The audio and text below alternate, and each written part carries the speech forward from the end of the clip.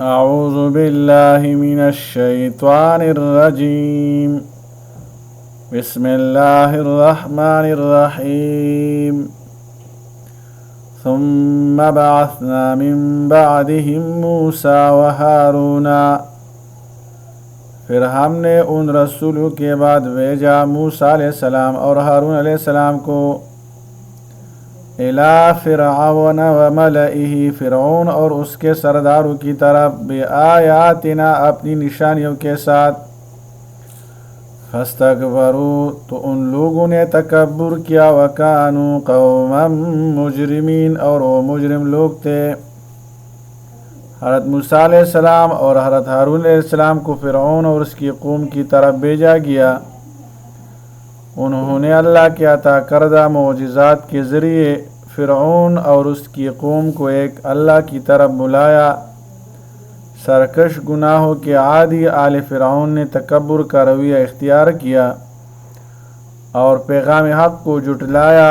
فرعون اور آل فرعون کی طرف اللہ نے ایک جلیل المرتبت رسول حضرت موسیٰ اور ان کے بھائی حضرت ہارون علیہ السلام کو مبعوث فرمایا، جن کے ذمہ دو اہم کام تھے: اپنی قوم بنی اسرائیل کو جو صدیوں سے مصر میں قبطیوں کے ماتحت غلامانہ زندگی بسر کر رہی تھی آزاد کرانا، اور فرعون کو اللہ کی توحید پہنچانا جو اپنے خدا ہونے کا دعوی دار تھا اور اپنی رعایا کو اپنی عبادت کرنے کا حکم دے رکھا تھا۔ یہ دونوں کام جتنے اہم تھے اتنے ہی مشکل اور دشوار بھی تھے۔ اللہ نے حضرت موسیٰ علیہ السلام کو عظیم معجزات سے نوازا تاکہ وہ ان کی قوت سے ہر باطل کو سرنگو کر سکیں اور ان کی روشنی سے شک و شبہ کے سارے اندھیروں کو دور کر سکے۔ جب آپ علیہ السلام نے وہ معجزات دکھائے تو ان کو جادوگر کہا گیا۔ حضرت موسیٰ علیہ السلام نے دلائل و معجزات کی روشنی سے رب کی وحدانیت تو ان پر واضح کر دی تھی، لیکن آل فرعون تکبر اور گھمنڈ کی وجہ سے اسے قبول کرنے پر آمادہ نہ ہوئے۔ وہ عادی مجرم تھے، جرم و گناہ میں بہت آگے نکل چکے تھے، سچائی اور نیکی کی راہ سے بہت دور نکل گئے اور مقابلہ پر اتر آئے۔ فَلَمَّا جَاءَهُمُ الْحَقُّ مِنْ عِنْدِنَا، پھر جب ان کے پاس ہماری طرف سے حق آیا، قَالُوا إِنَّ هَذَا لَسِحْرٌ مُبِينٌ، تو انہوں نے کہا یقیناً یہ تو ضرور کھلا جادو ہے۔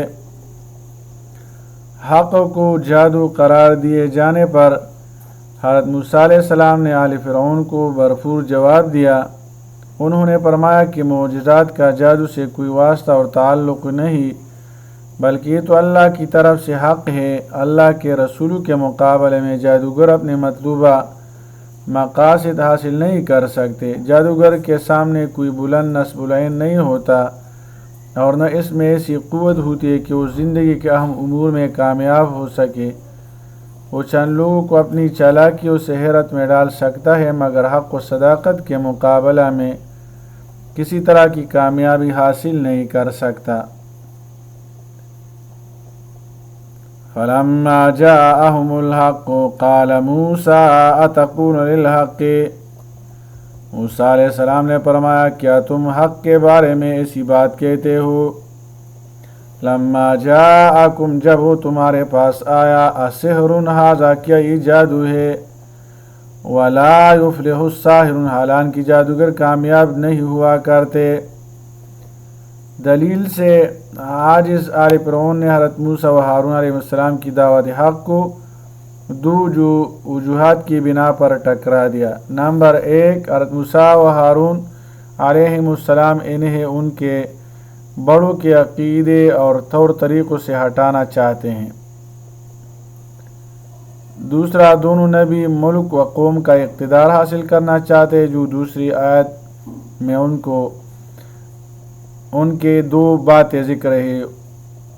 قالوا اجئتنا لتلفتنا، انہوں نے کہا اے موسیٰ کیا تم ہمارے پاس اس لیے آئے ہو عما وجدنا علیہ آباءنا، کہ ہمیں اس راہ سے پھیر دیے، پھیر دو، لتلفنا پھیرنا، اما وجدنا علیہ جس پر ہم پائے تھے، آباءنا جس پر ہم نے اپنے باپ دادا کو پایا ہے، وَتَكُونَ لَكُمُ الْكِبْرِيَاءُ فِي الْأَرْضِ اور تم دونوں بھائیوں کے لیے زمین میں بڑائی ہو جائے، وَمَا نَحْنُ لَكُمَا بِمُؤْمِنِينَ اور ہم تم دونوں کی بات کو ماننے والے نہیں ہیں۔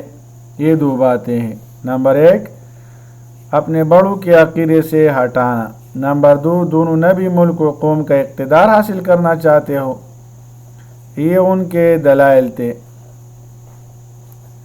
وقال فرعون ائتونی بكل ساحر علیم اور فرعون نے کہا میرے پاس لے آؤ تمام ماہر جادوگر۔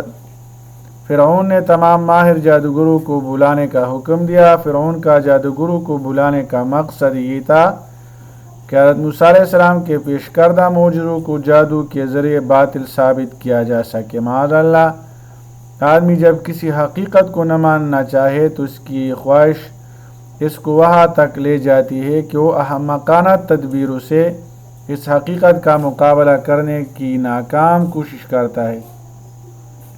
وہ سیلاب کے مقابلے میں تینگوں کا بند باندھتا ہے، حالانکہ وہ خود جان رہا ہوتا ہے کہ سیلاب کے مقابلے میں تینگوں کی کوئی حقیقت نہیں۔ فَلَمَّا جَاءَهُمُ السَّحَرَةُ قَالَ لَهُم مُوسَىٰ أَلْقُوا مَا أَنتُم مُلْقُونَ پھر جب جادوگر آ گئے تو موسیٰ علیہ السلام نے انہیں فرمایا ڈالو جو کچھ تم ڈالنے والے ہو۔ جادوگر فرعون کے حکم کی تعمیل میں ماہر جادوگروں کا میدان میں جمع ہونے کا بیان ہے۔ حضرت موسیٰ علیہ السلام کی طرف سے انہیں دعوت دی گئی کہ جو پیش کرنا ہے پیش کرو۔